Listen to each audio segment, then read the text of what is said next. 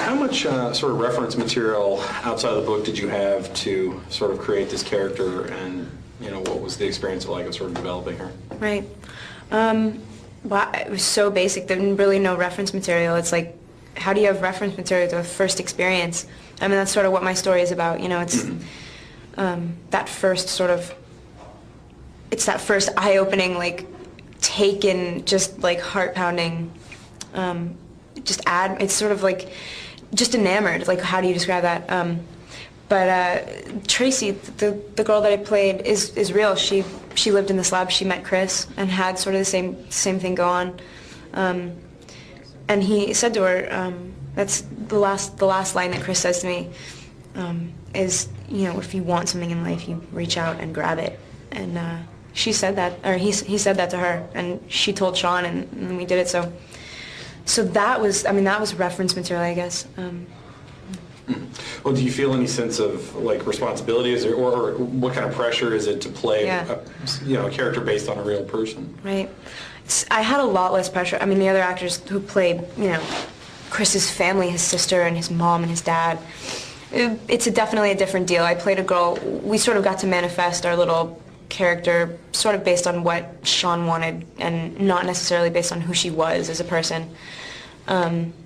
So I didn't feel that responsibility necessarily to her, but more so to Sean. I mean, because he had such a, so you have so much freedom in that he has hired you because he wants you to bring what you bring naturally.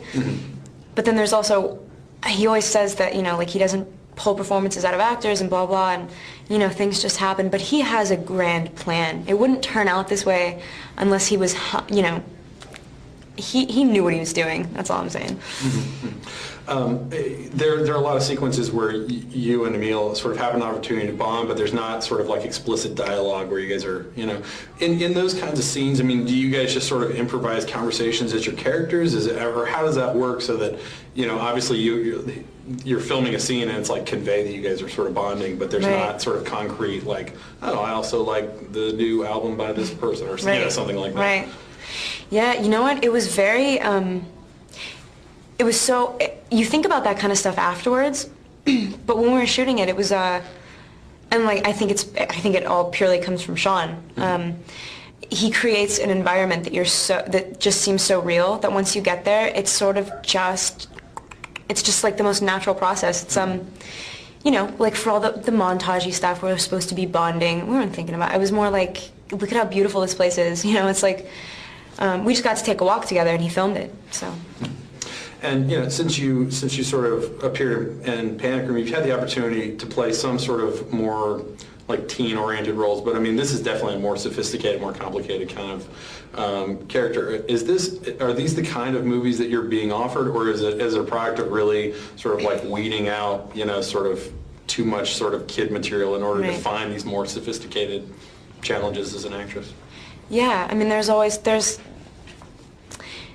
I'm only really, I only do projects that I feel like very compelled to do, because if I don't have that feeling, I know that I'm not going to do a good job.